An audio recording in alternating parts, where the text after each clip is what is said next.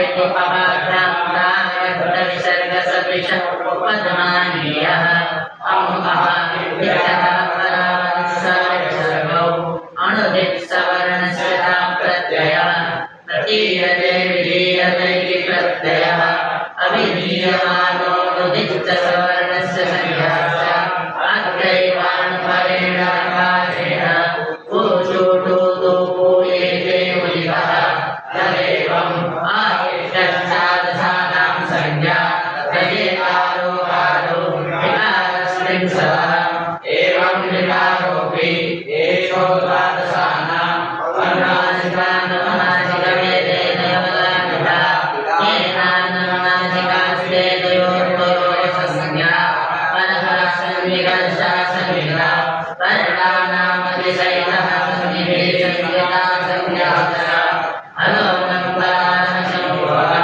अतिशयवटतयाः संयोगसंज्ञासु सुक्तिगन्तं पदं सुगन्धं विगन्धं च पदसंयोगः इति संज्ञाप्रकरणम्। तो कल की बात समझ में आई? तो कुछ है अभी भी बात नहीं आए। कैसे आए? किसने बताया? कौन बताया?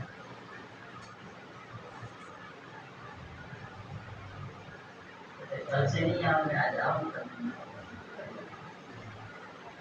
कोई बात नहीं, जिसकी इच्छा, कोई ये नहीं की जबरदस्ती, जिसको अच्छा लगे आए, अच्छा नहीं लगे यही होता ही। देखो किसी भी कार्य में प्रवृत्ति तीन कारणों से, तीन होते हैं हर किसी में। सांसारिक होता है, अलौकिक, सांसारिक हो गया तो सांसारिक अथवा अलौकिक। तो एक होता है, हम संस्कृत में दोनों पहले होती है इष्ट साधनत्व प्रकार ज्ञान, दूसरा है प्रतिसाध्यत्व प्रकार ज्ञान, तीसरा है बलवत् अनिष्टानुबंधित्व प्रकारकम ज्ञानम। ये तीन प्रकार के ज्ञान होना जरूरी है, इसमें हमारी प्रवृत्ति होती है। सबसे पहले अब हिंदी में ही बताते हैं, सबसे पहले ये हमारे लिए इष्ट है, ये ज्ञान होना चाहिए सबसे पहले। इदं कार्यम मद इष्टम, ये मेरे लिए इष्ट है, सबसे पहले होना चाहिए। ये मैं जो करने जा रहा हूँ वो मेरे लिए इष्ट है, मुझे जो अभिलषित है, मैं जिस चीज को करना चाहता हूँ उसकी पूर्णता इससे हो सकती है। इस कार्य को करूँगा तो मेरे जो उद्देश्य है वो पूर्ण होगा। यदि ऐसा है, यदि ये दृष्टि है कि व्याकरण पढ़ेंगे तो भागवत के श्लोकों का अर्थ समझ में आएगा। इष्ट व्याकरण से नहीं है, इष्ट क्या है?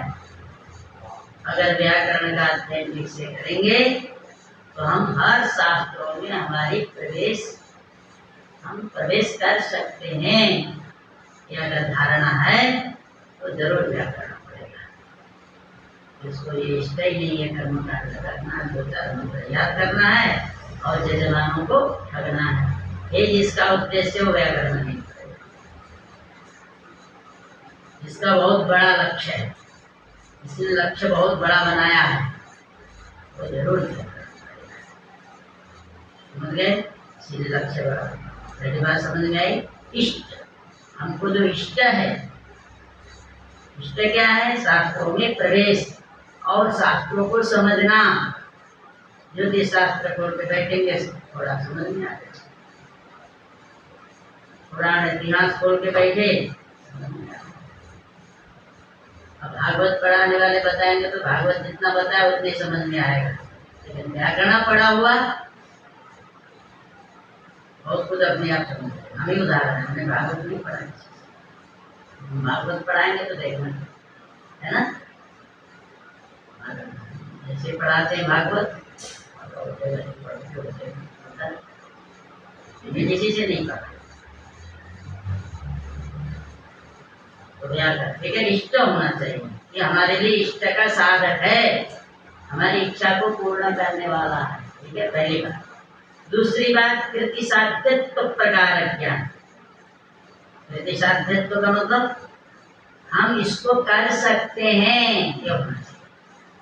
जो कर ही नहीं सकते उससे में किसी की प्रवृत्ति होती है, उसको पहले से मालूम है कि हम नहीं कर सकते, तो उसमें प्रवृत्ति नहीं होती। तो आपको ये जो व्याकरण पढ़ने के लिए वही आएगा, हम व्याकरण पढ़ सकते हैं, क्यों नहीं पढ़ सकते? सब कोई पढ़ सकता तो हम क्यों नहीं पढ़ सकते? पढ़ सकते है, इसीलिए आप लोग आए हो। इष्ट भी समझ रहे हो, व्याकरण पढ़ने से हमारे लिए जो इष्ट है वो पूर्ण हो जाएगा। दूसरी बात, हम पढ़ सकते हैं, ये भी है। इदम मत कृति साध्यम व्याकरणाध्ययनम मत कृति साध्यम, मेरे कृति से, मेरे प्रयास से, मेरे प्रयत्न से व्याकरण का अध्ययन हो सकता है। हम प्रयास करें हो सकता है, पढ़ सकते हैं, इसीलिए। तीसरी बात, बलवत अनिष्टान अनुबंधित्व प्रकार, इसके अध्ययन से कोई हमारे लिए हानि नहीं है, इससे कोई हानि होने वाला, हानि नहीं होती, कोई नुकसान नहीं है, लाभ ही लाभ। किसी हानि है क्या? तुम्हारा मिठाई बढ़िया से सजा करके रख दिया है, भूख लगी है, खाने के लिए एकदम से चले गए, किसी ने बोल दिया कि भाई उसमें तो जहर डाला हो, तो क्या हो जाओगे? बलवत अनिष्ट है। भले हमारी क्षुधा की निवृत्ति हो सकती है मिठाई खाएंगे, लेकिन उसमें बलवत अनिष्ट है, जहर मिला हुआ है। तो उस तरह से व्याकरण का अध्ययन करने से मर जाएगा आदमी, यदि ऐसा हो जाए तो कोई पढ़ने आएगा नहीं आएगा। तो व्याकरण के अध्ययन से कोई हानि भी नहीं है, इष्ट की पूर्ति भी हो सकती है, हमारे कृति से साध्य भी हम पढ़ सकते हैं, और इससे कोई नुकसान, हमको जो चाहिए वो मिलेगा। अब हम इसको पढ़ सकते हैं और इससे कोई हानि भी नहीं, तीन चीज है ना इसमें, इसलिए प्रवृत्ति। हमारा कहने का तात्पर्य है, कोई मान ले कि व्याकरण तो बहुत कठिन है, नहीं पढ़ सकते, तो आ जाएगा कल, हमारे बस की बात। यदि किसी चीज से यदि हार गया, समझ लिया कि हम नहीं कर सकते, तो जीवन में कुछ नहीं कर सकता। मनुष्य ऐसा कोई नहीं है जो नहीं कर सकता है, संसार असंभव चीज है ही नहीं, ये समझ, कोई चीज असंभव नहीं। दुनिया में जो भी भगवान ने दिया है ना, मनुष्य जो कर सकता है उसी चीज को दिया है, जो मनुष्य नहीं कर सकता उसको नहीं दिया। इसलिए संसार में जो कुछ भी है आप कर सकते, पहले प्रयास तो करो, उत्साह तो करो, ठीक।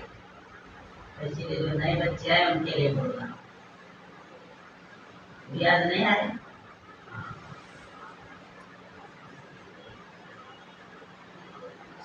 चलिए, तो हमने कल बताया था उच्चारण स्थान और आभ्यंतर प्रयत्न के भेद बताए, और दोनों के समान होने पर सवर्ण हो जाते हैं, ये हमने बताया। ठीक है, सवर्ण होने के लिए जरूरी क्या है? उच्चारण स्थान का एक होना, और आभ्यंतर प्रयत्न के जो 5 भेद बताए गए उनमें से भी एक होना चाहिए। यदि आभ्यंतर प्रयत्न में जो अलग अलग है, उच्चारण स्थान एक है, तो भी हम उन वर्णों को सवर्ण नहीं कहेंगे। उच्चारण स्थान एक है, आभ्यंतर प्रयत्न अलग अलग है, तो भी हम सवर्ण नहीं कहेंगे।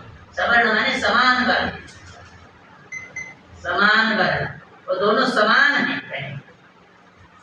यदि उच्चारण स्थान एक और आभ्यंतर प्रयत्न भी एक है, तो हम उन दोनों को क्या कहेंगे? दोनों समान हैं, ये दोनों क्या है? समान हैं। देवदत्त और यज्ञदत्त क्या है? कहते दोनों समान हैं। कहते देवदत्त और यज्ञदत्त क्या है? समान है। बलराम और कृष्ण जी समान है। समान किस, कैसे समान है? कृष्ण को समानता का मतलब ये नहीं होता कि एकदम बिल्कुल कुछ भी अंतर ना हो तब वो समान नहीं, तब तो कहा जाएगा बिल्कुल वही है, ये कहा जाए, वो रूपक हो जाता है। साहित्य भी थोड़ा पढ़े तो होगा व्याकरण के। रूपक, जब कुछ समान बोलेंगे तो उपमा।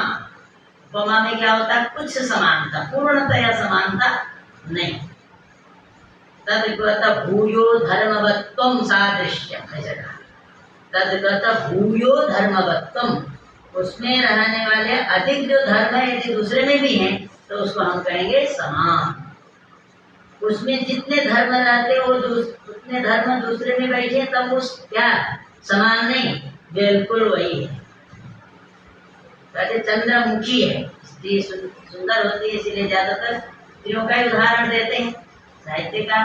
तो कहते ये चंद्रमुखी है, बोलते इसका मतलब चंद्रमा के समान मुख वाली है, चंद्रमा के समान मुख वाली है, ऐसे बोलते नहीं। कोई कहते नहीं, कहाँ चंद्र, बिल्कुल लगता है चंद्रमा ही उतर आए हैं, ऐसे कहते हैं ना। चंद्रमा के समान नहीं, कि बिल्कुल लगता है चंद्रमा ही उतर आए हैं, ये रूपक हो जाएगा। चंद्रमा के समान कहेंगे तो उपमा, चंद्रमा ही उतर आए हैं क्योंकि रूपक। तो यहाँ जो समानता है वो क्या उपमा है, ठीक है, रूपक नहीं। तो ये तो सब थोड़ा संस्कार तो कर लो ना, उपमा और उपम पता लग गया। तो यहाँ क्या है? उपमा है, इसका मतलब समान उच्चारण स्थान और आभ्यंतर प्रयत्न, ये दोनों जिसके समान है, समान का मतलब एक, तो उन दोनों को अथवा उन सारे को हम क्या कहेंगे? सवर्ण कहेंगे। उच्चारण स्थान और आभ्यंतर प्रयत्न, ये दोनों जिन दो वर्णों के अथवा जितने भी वर्ण हैं, जितने वर्णों का है उनको हम क्या कहेंगे? सवर्ण, सवर्ण कहेंगे। ये बताया था, ये दोनों का हम कहेंगे सवर्ण हैं, सवर्ण। इधर आ जाओ, इधर यहाँ बैठो, ठीक है, सवर्ण। तो उच्चारण स्थान हमने बताया अ और क, ये दोनों सवर्ण हैं या नहीं? अ और क ये दोनों सवर्ण हैं या नहीं है? अ और क, अकारः ककारः, ये तो दो वर्णौ सवर्णौ स्तः नवा नस्तः या नस्तः नहीं, ठीक है, दोनों सवर्ण कथम? को हेतु किं कारणम? उच्चारण स्थानस्य ऐकत्वेपि, स्थानम उच्चारण स्थानस्य ऐकत्वेपि आभ्यंतर प्रयत्न भेदात्, आभ्यंतर प्रयत्न भेद है। स्थान एक होने पर भी क्या है? आभ्यंतर प्रयत्न और दोनों का अलग अलग है, इस कारण से दोनों सवर्ण नहीं है, ठीक है। उच्चारण स्थान तो दोनों का एक है, क्या है? और का अकारस्य ककारस्य उच्चारण स्थानं किम? कंठः कर्तव्यः। उच्चारण स्थानं किम अस्ति? कंठः। पुनः अकार ककारयोः आभ्यंतर प्रयत्ने कः प्रयत्नः? ककारस्य स्पृष्ट प्रयत्नः, पुनः अकारस्य विपरीत प्रयत्नः। ककार का है स्पृष्ट प्रयत्न और अकार का है अलग अलग हो गया, ये दोनों सवर्ण नहीं हो सकते। एक सवर्ण होने के लिए क्या चाहिए? उच्चारण स्थान और आभ्यंतर प्रयत्न एक होना चाहिए। किसको नहीं समझ में आया? जिसको नहीं समझ में आया है वो हाथ खड़ा करे। आ गया? क्यों खड़ा कर रहे हैं? तो जिसको नहीं आया उसको, हाँ ठीक है, इतना आ गया। अब आगे चलते हैं। बाह्य प्रयत्नस्त्वेकादशधा। अब बाह्य प्रयत्न 11 प्रकार के होते हैं। बाह्य प्रयत्न कितने प्रकार के होते हैं? 11 प्रकार के होते हैं। सिद्धार्थ आओ, कहाँ बैठा? आगे बैठा रहो, तुम यहाँ सबसे आगे हो पढ़ाई में, है ना। देखो बाह्य प्रयत्न इसके नजदीक बना करके देखो 11 भेद।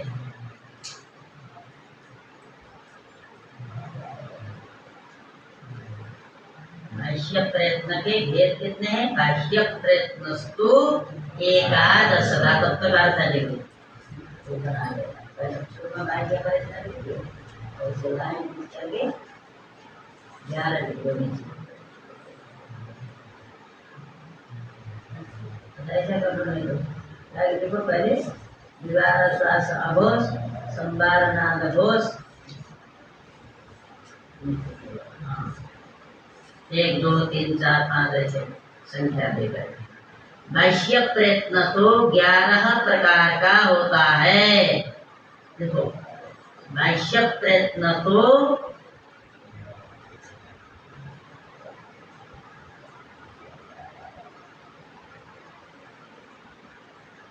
कुछ भी नहीं जाए अभी नहीं हम चलो देखते हैं बता रहा है देख कर क्या है।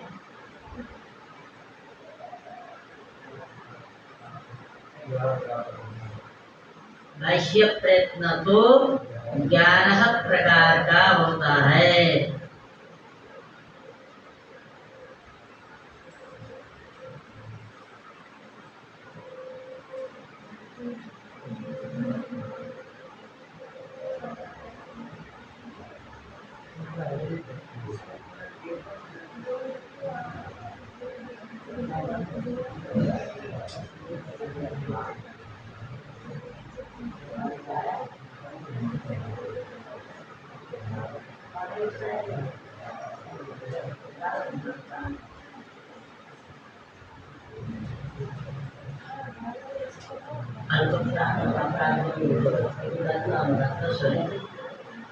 ठीक है ये लिखो वहां लिखा हुआ देख करके लिखो। विसर्ग बिना लगा विसर्ग लगा होगा ओकार लगा होगा उसके बिना लिखो। विवार संवार श्वास नाद घोष अघोष अल्प प्राण महाप्राण उदात्त अनुदात्त स्वर के भेद से देखो। विवार संवार श्वास नाद घोष अघोष अल्प प्राण महाप्राण उदात्त अनुदात्त स्वरित के भेद से।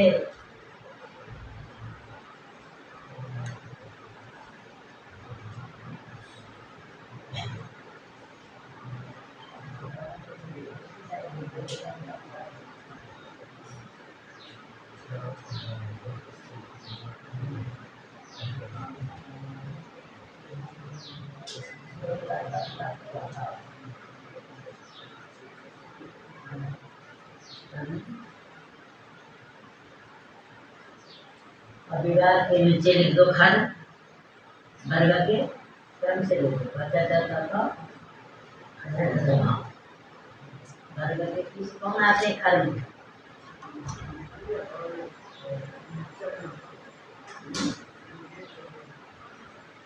और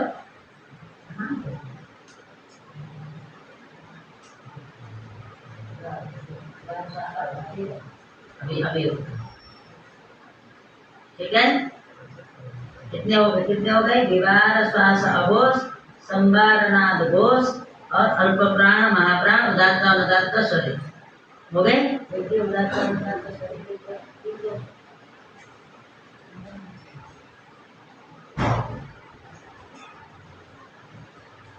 कितने हो गए? 11 हो गए ना। अब लिखो अब लिखा उसके बाद खरा पहले खर है हस है खरा खर लिखो विवार श्वास अघोष विवार श्वास श्वास अघोष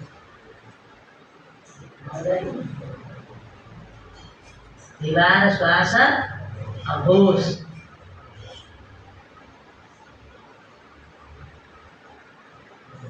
विवार श्वास अघोष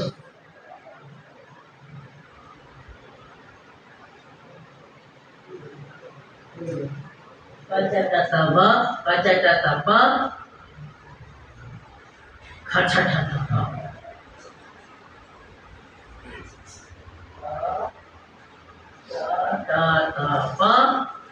हर वर्ग के प्रथम अक्षर और हर वर्ग के द्वितीय अक्षर। प्रथम अक्षर क्या हुए? वर्ग कितने? क च ट त प, यही तो है। तो क च ट त प, ये इनका बाह्य प्रयत्न में क्या प्रयत्न है? तो कहेंगे विवार श्वास अघोष। हर वर्ग के प्रथम जो अक्षर हैं उनका बाह्य प्रयत्न में कौन सा प्रयत्न है? तो आपको बोलना है विवार श्वास अघोष। द्वितीय लिखिए, अच्छा प्रथम और द्वितीय दोनों। प्रथम अक्षर हर वर्ग के प्रथम अक्षर, हर वर्ग के द्वितीय अक्षर। और लिखो सब, नहीं सब लिखना, हर में तो तीन सभी आएंगे।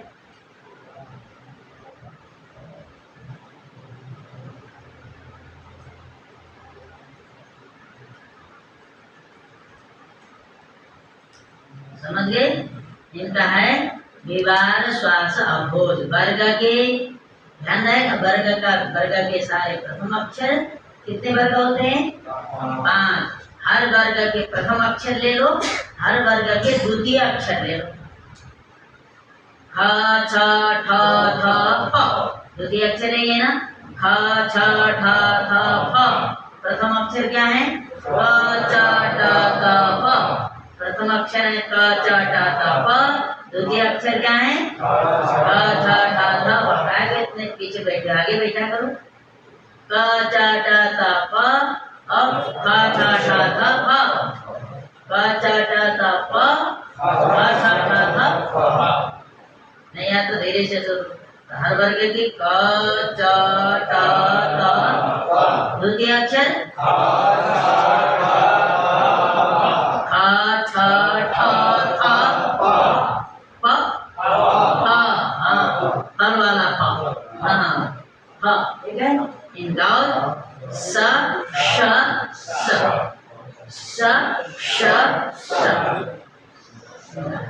इनका प्रयत्न क्या है? माने बाह्य में विवार श्वास अघोष। विवार श्वास अघोष प्रयत्न किनका है? वर्ग के प्रथम अक्षर, वर्ग के द्वितीय अक्षर और तीनों सकार का विवार श्वास अघोष प्रयत्न होता है। समझ में आई बात? वर्ग के प्रथम अक्षर, वर्ग के द्वितीय अक्षर और तीनों सकारों का विवार श्वास अघोष प्रयत्न। संदेह है कुछ? अब आगे चलो। अब लिखो सकते हैं संबार नाद घोष।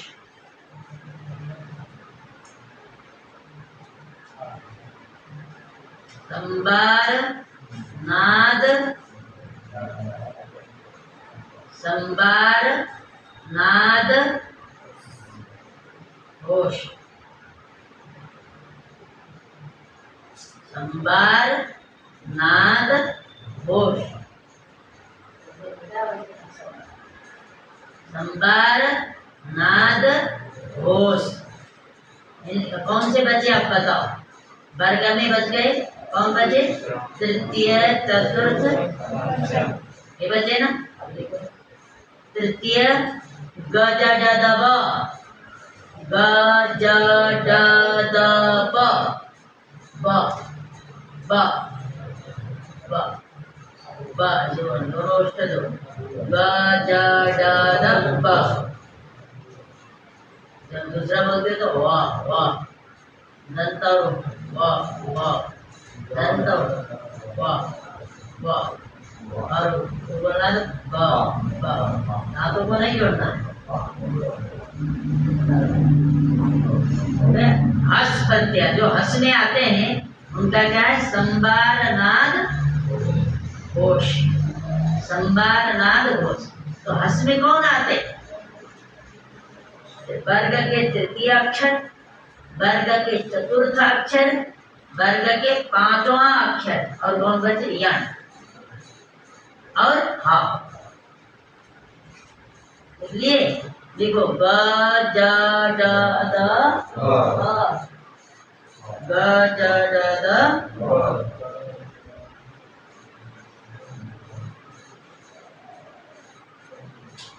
ग ज ड द भ।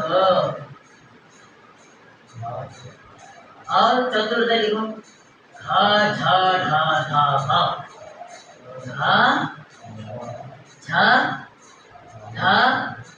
ध ध भ।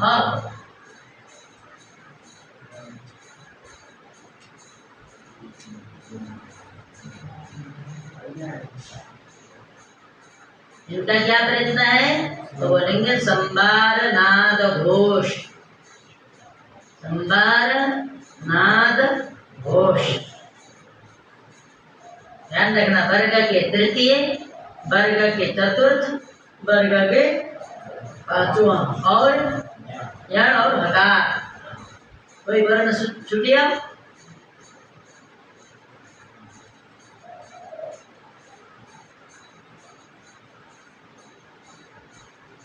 बाह्य प्रयत्न में क्या है? संबार नाद घोष। विवाह श्वास अघोष किसका है? प्रथम और द्वितीय और तीन सकार। प्रथम द्वितीय और तीन सकारों का क्या है? विवाह श्वास अघोष। तृतीय चतुर्थ पंचम यण और हकार का क्या है? संबार नाद घोष। एकदम क्लियर रहना चाहिए, तब बाद में आनंद आएगा। नहीं तो पढ़ते जाओ भूलते जाओ तो फिर आनंद आता है। हाँ किसका? इसको तो समझो। हाँ बिना अर्थ बताए समझते नहीं क्या? इसको समझो ठीक से तो अर्थ तो लग गया। इसका मतलब हर प्रत्यार ऐसे लिखो, पहले लिखो अर्थ। हर प्रत्याहार में पठित वर्णों का लिखो। इसको लिख लिए थे ना? क्या लिखे थे? बाह्य प्रयत्न तो 11 प्रकार का होता है। विवार, संवार, श्वास, नाद, घोष, अघोष, अल्पप्राण, महाप्राण, उदात्त, अनुदात्त, के भेद से। हो गए ना? अब लिखो आगे। हर प्रत्याहार में पठित वर्णों का। हाँ, हर प्रत्याहार में पठित वर्णों का, हर प्रत्याहार में पठित वर्णों का विवाह श्वास अघोष प्रयत्न होता है।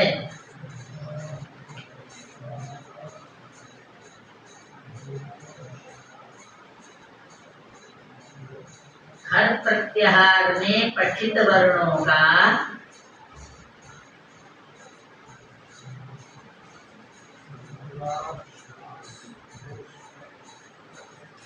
हर प्रत्याहार में पठित वर्णों का स्पष्ट करने के लिए और बोल सकते, अर्थात क च ट त प, ह झ ढ ध भ, स स स श स का विवाह श्वास अघोष प्रयत्न होता है। ये आ जाएगा हर प्रत्याहार में पठित। समझ में आ जाएगा नहीं? तो ये बता ही दिया है। हर प्रत्याहार में पठित वर्णों का विवाह श्वास अघोष प्रयत्न होता है। हर प्रत्याहार में पठित वर्णों का विवाह श्वास अघोष प्रयत्न होता है।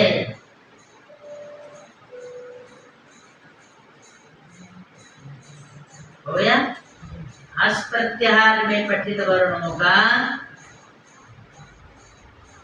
हस प्रत्याहार में पठित वर्णों का हस श्याम श्याम। हस प्रत्याहार में पठित वर्णों का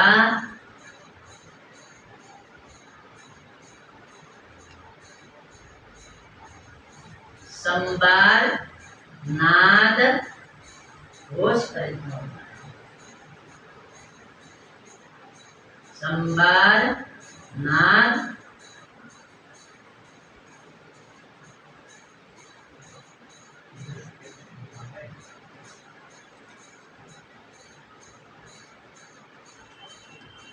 खर और हस में सारे व्यंजन आ गए, कोई छुट्टी नहीं। जितने व्यंजन हैं खर और हस प्रत्याहार में ही आते हैं। ठीक है, हा से शुरू किए जब वगैरह 10 हस हो गया, उससे चालू क्या हो जाता है ख। हस के बाद ख शुरू हो गया ना, कोई छुटा क्या? तो जो हस प्रत्याहार में आते हैं उन वर्णों का प्रयत्न क्या है? संबार नाद घोष। जो खर प्रत्याहार में आते हैं उनका क्या है? दीवार श्वास। खर प्रत्याहार में कौन कौन से वर्ण आते हैं? प्रथम और द्वितीय और सर, इन सका। ठीक है, और हस प्रत्याहार में कौन कौन आते हैं? द्वितीय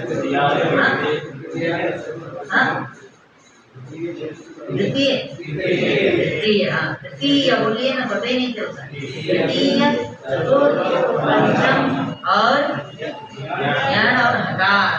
ठीक है, इनका क्या हो गया? संभार नाद घोष। ठीक है, तो समझ में आया? अब आ गया अर्थ लिखो। वर्गों के मध्य में देखो, वर्गाणां प्रथम तृतीय पंचमाः यणश्चाल्पप्राणाः। वर्गों के मध्य में प्रथम तृतीय पंचम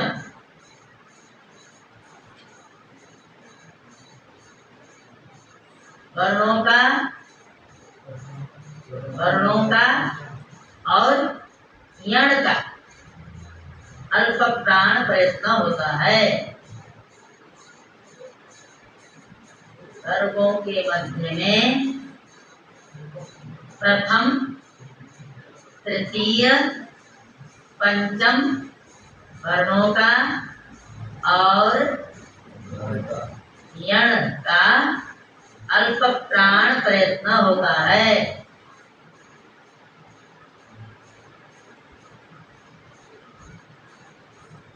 अल्प प्राण प्रयत्न होता है। वर्गों के मध्य में प्रथम तृतीय पंचम। प्रथम माने और तृतीय माने तीसरे। जो है वर्ग में जो तीसरे हैं, हर वर्ग के तीसरे और हर वर्ग के पांचवें जो वर्ण है उनका क्या होगा? अल्प प्राण।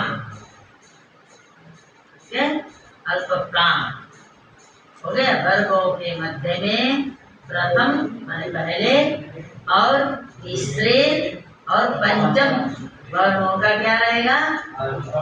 और साथ साथ यण का भी अल्प प्राण करेगा। ठीक है, वर्ग में जो प्रथम है कचट तप, तृतीय है गजड तप, पंचम है नयन नम यण यवर।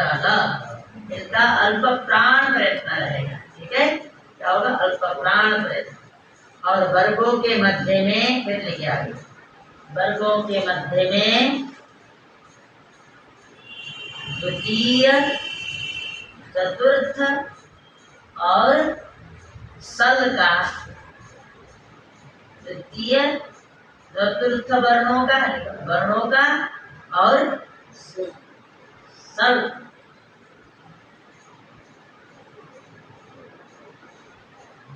वर्णों का महाप्राण प्रयत्न होता है। महाप्राण प्रयत्न होता है।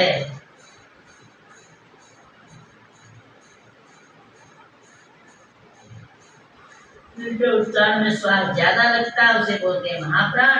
जिनके उच्चारण में प्राण कम लगते हैं, श्वास कम लिया जाता है, उसको बोलते हैं अल्प प्राण। ठीक है, वर्गों के मध्य में प्रथम तृतीय पंचम वर्णों का और यण का अल्प प्राण प्रयत्न होता है। वर्गों में द्वितीय चतुर्थ सब का क्या होता है? महाप्राण प्रयत्न होता है। ठीक है, उदात्त अनुदात्त स्वरित की तो बात ही नहीं की। उदात्त अनुदात्त स्वरित किनका होता है? अचों का होता है। बताया नहीं? उदात्त अनुदात्त स्वरित तो क्या होंगे? अची होते, पहले बता चुके हैं। व्यंजन का भी उदात्त अनुदात्त स्वरित, उदात्त अनुदात्त स्वरित होना किसका काम है? अचों का काम है, अचों का काम है। ठीक है, तो इसका हम समझ ले, नहीं बताए तो भी समझ लीजिए। उदात्त अनुदात्त स्वरित प्रयत्न किनका होगा? साथ साथ चकार पढ़ने से इनका अल्प प्राण प्रयत्न भी माना गया है, भी ध्यान रखना। तो बताएगा नहीं, अल्प प्राण प्रयत्न भी जब शेखर पढ़ोगे आचार्य कक्षा, ये लोग तो आचार्य कर चुके, कोई है जिसने आचार्य किया हो? है ये नीचे कर रहा है, क्या कर लियो परीक्षा? शास्त्री किसको बोलते हैं? शास्त्रमस्य अस्मिन् अस्ति इति शास्त्रे, जिसमें पूरे शास्त्र यानी सारे शास्त्रों का जिसको ज्ञान है वो होता है शास्त्री। तो शास्त्री जिसमें पूरे शास्त्र है, पूरे शास्त्र है माने वो पूरे शास्त्रों का ज्ञान है वो शास्त्र।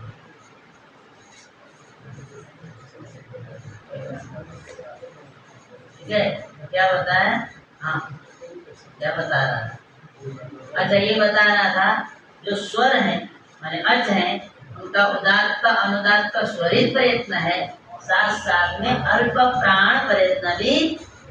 ठीक है, उदात्त अनुदात्त स्वरित और अल्प प्राण प्रयत्न भी अचों का माना गया है। ठीक है, उदात्त अनुदात्त स्वरित तो आपको एकदम मालूम है, तो अल्प प्राण भी होता है, थोड़ा अलग से ध्यान रखो। अल्प प्राण प्रयत्न भी होता है किनका? अचों का। अचों का उदात्त अनुदात्त स्वरित के साथ साथ अल्प प्राण प्रयत्न भी होता है। बाह्य प्रयत्न में अचों का उदात्त अनुदात्त स्वरित साथ में अल्प प्राण प्रयत्न माना गया है। ठीक है, अल्प प्राण प्रयत्न माना गया और उदात्त अनुदात्त स्वरित तो है ये। हो गया? आया? बाह्य प्रयत्नस्त्वेकादशदा, बोलिए।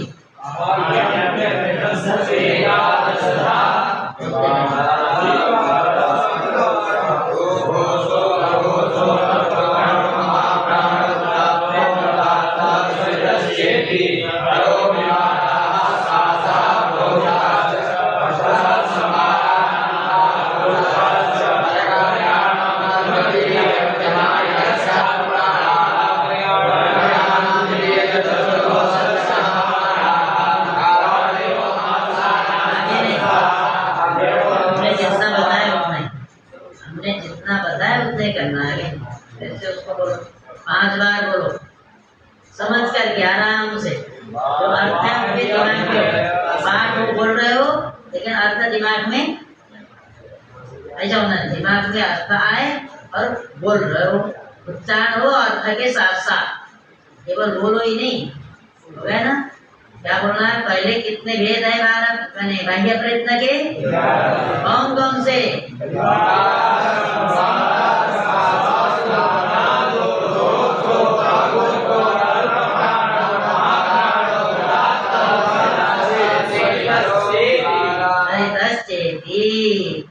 तो आप जब प्रयत्न को हिंदी में पूछ रहा है तो ओकार लगा करके मत बोलना, ओकार को हटा देना, विसर्ग भी नहीं लगाना, सिर्फ शुद्ध विवाद, संवाद, श्वास, नाद, घोष, अघोष, अल्पप्राण, महाप्राण, उदात्त, अनुदात्त, स्वरित, ये भेद है। ये 11 भेद है, ऐसा बोलते हैं। ये प्रयत्न के 11 भेद होते हैं। कौन कौन से हैं? तो विवाद, संवाद, श्वास, नाद, घोष, अघोष, अल्पप्राण, महाप्राण, उदात्त, अनुदात्त, स्वरित। ये हो गए विवाद,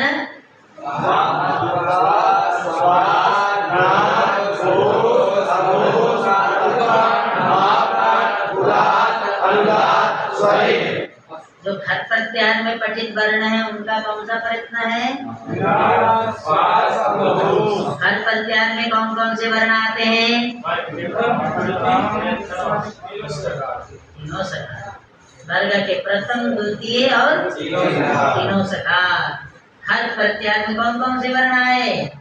कौन है वर्ग के प्रथम? द्वितीय क्या है? अच्छा ठप्पा, ठीक है। इनका और तीनों सकार का क्या है बाह्य प्रयत्न में? विवार। जो हस प्रत्यार में पढ़े गए वर्ण है उनका क्या है फिर? जो हस प्रत्यार में पढ़े गए उनका और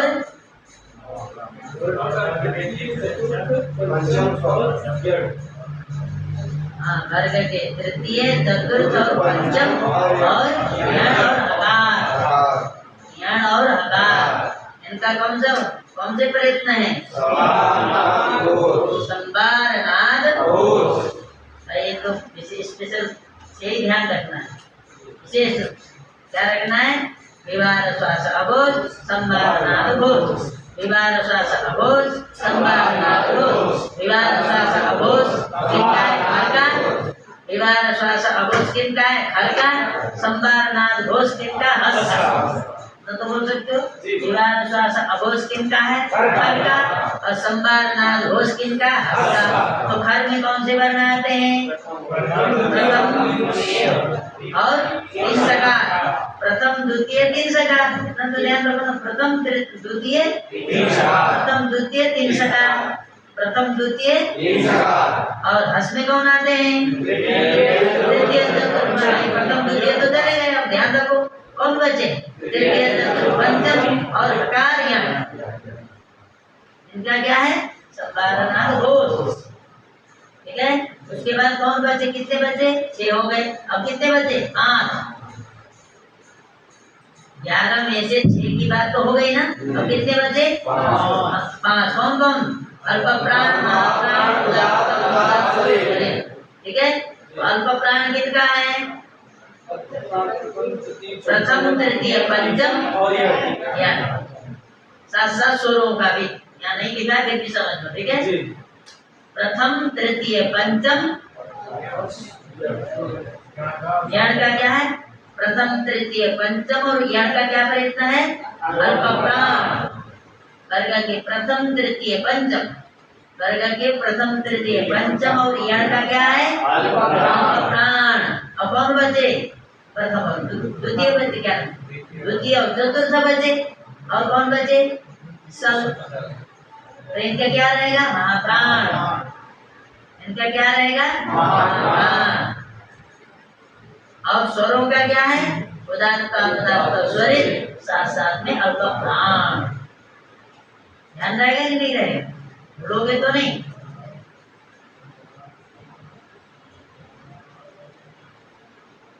तो फिर से बोलो।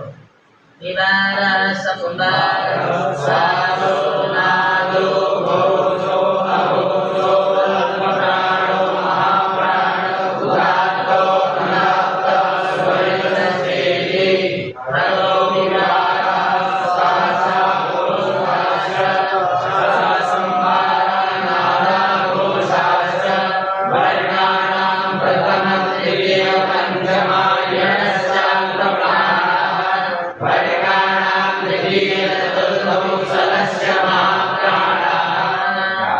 हो गया इतना तो आ गए बढ़िया से। हाँ, तो अब कहते हैं, अब पहले तो बताया नहीं, उन्होंने इतने बताया था कि जो स्पर्श वर्ण है उनका अभ्यंतर प्रयत्न में स्पृष्ट प्रयत्न है। जो अंतस्थ वर्ण है उनका क्या है? ईशत पृष्ठ प्रयत्न है, ठीक है। जो उष्मा वर्ण है उनका ईशत विपरीत प्रयत्न है और अच का विपरीत प्रयत्न है, बताया था। तो अब स्पर्श क्या है और अंतस्थ क्या है और उष्मा क्या है वो बता रहा है। समझिए। कादयो मावसानाः स्पर्शाः। क से लेकर म तक के वर्णों को स्पर्श कहते हैं। कादयो माने क से म तक के वर्णों को स्पर्श वर्ण कहते हैं, ठीक है। कादयो मावसानाः स्पर्शाः। क से म पर्यंत वर्णों को स्पर्श कहते हैं। से पर्यंत वर्णों को स्पर्श कहते हैं।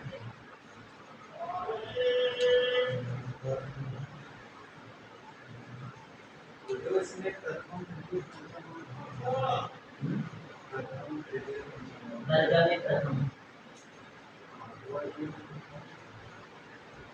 वर्ग बताओ।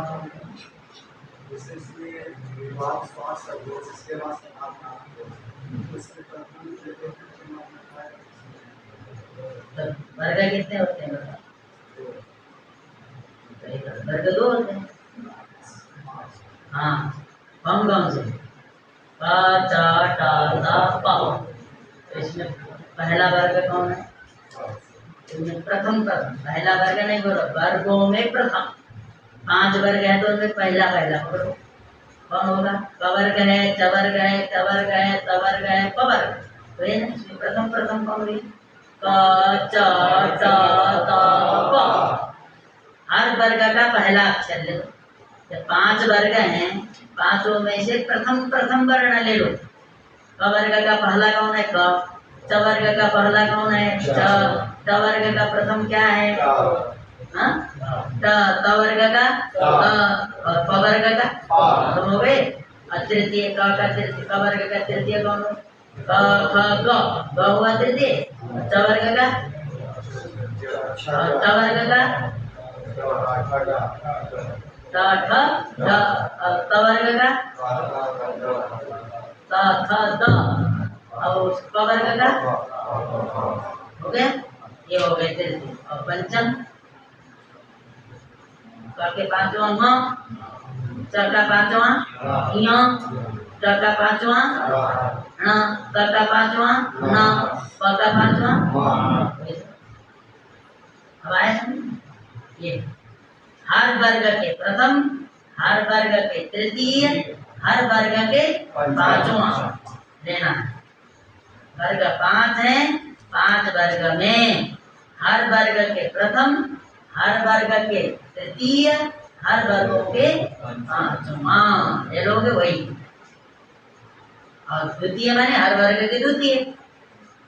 ख, छ, ठ, थ, थ। चतुर्थ ह, झ, ढ, ध, ध। ये तो हो गया। क से म पर्यंत वर्णों को स्पर्श कहते हैं। यण को अंतस्थ कहते हैं। यण को अंतस्थ कहते हैं।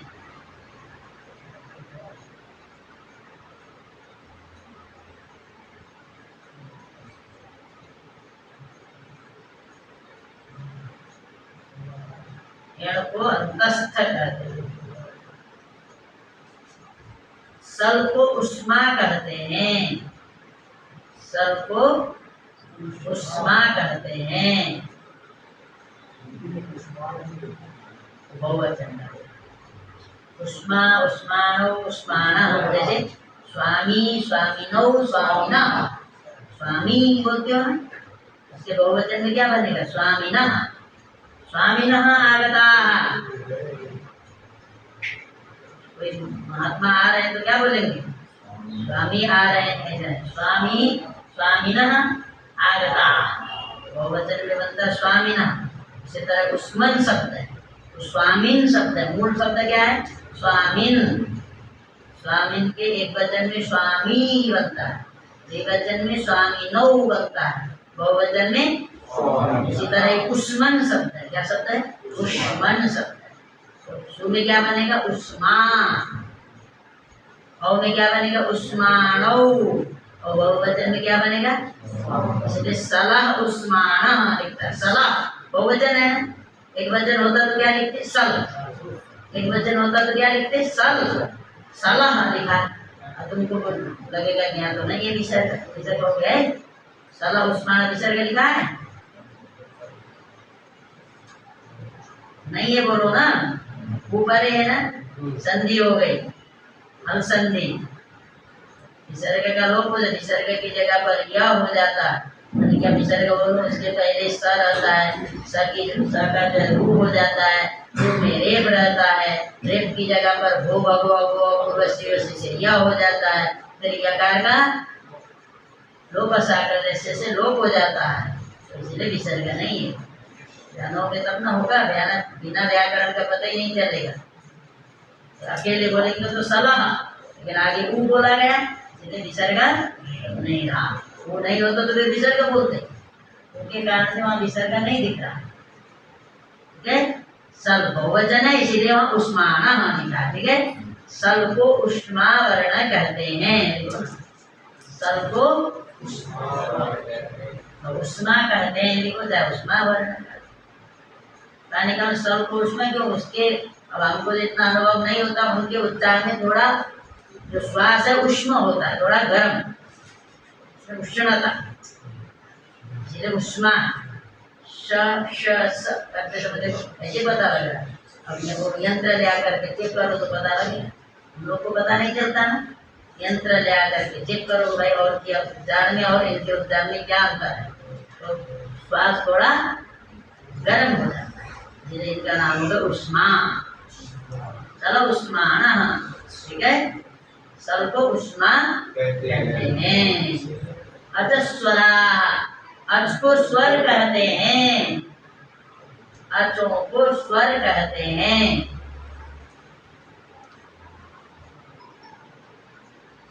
अचों को स्वर कहते हैं।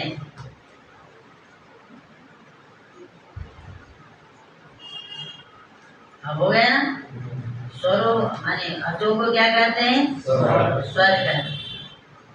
स्वरा है ना, अचों को स्वर कहते हैं। और स्वर को क्या कहते हैं, उष्मा कहते हैं। यण को क्या कहते हैं, और क से म पर्यंत वर्णों को क्या कहते हैं, स्पर्श कहते हैं। स्पर्श वर्णों का प्रयत्न क्या है आभ्यंतर में,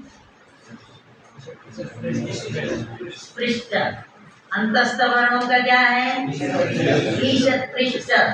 उष्मा वर्णों का क्या है, विपरीत। और स्वरों का क्या है, ब्रेद। आ जाएगा।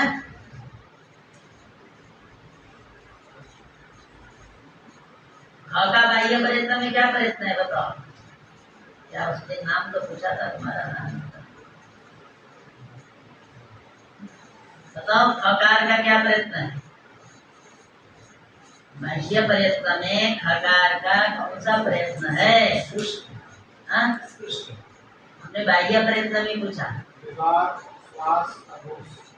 उदार श्वास अघोष। बताइए खर, खर आ गए ना विवाह श्वास अघोष में, शुरू में ख है, तुमको ख बोल दूसरा फिर भी कह रहा। हर प्रत्याय में जितने वर्ण आते हैं उन सभी का क्या है, विवाह श्वास अघोष। लकार का क्या प्रयत्न, बाह्य प्रयत्न में बताओ, न न ब ख ग घ न।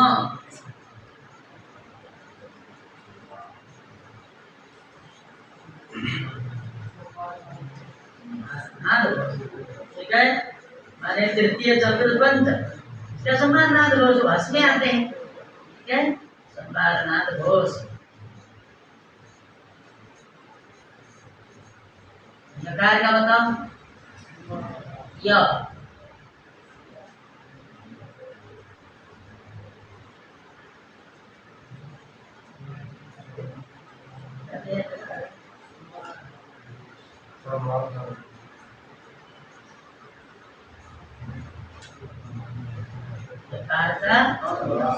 संभारनाद घोष हस में आ रहा है ना, यह नहीं आ रहा हस प्रत्याय में, इसलिए संभारनाद घोष हस प्रत्याय में आता है, इस नाते संभारनाद घोष, संभारनाद घोष। ठीक है, हाँ ठीक है। हस प्रत्याय में जो वर्ण आते हैं उनका क्या है, संभारनाद घोष। हर प्रत्याय में जो आते हैं उनका श्वास अघोष। ठीक है, जो हस प्रत्याय में आते हैं उनका संभारनाद घोष, हर प्रत्याहार में जो आते हैं उनका उकार श्वास अघोष। हर प्रत्याहार में आते हैं उनका जो हर प्रत्याहार में आते हैं बताओ। जो आया बताओ। वो हंसता रहता है, हंसने के लिए पढ़ाई करने आए बताओ। विकार श्वास अघोष। हर प्रत्याहार में जो वर्ण आते हैं उनका क्या है?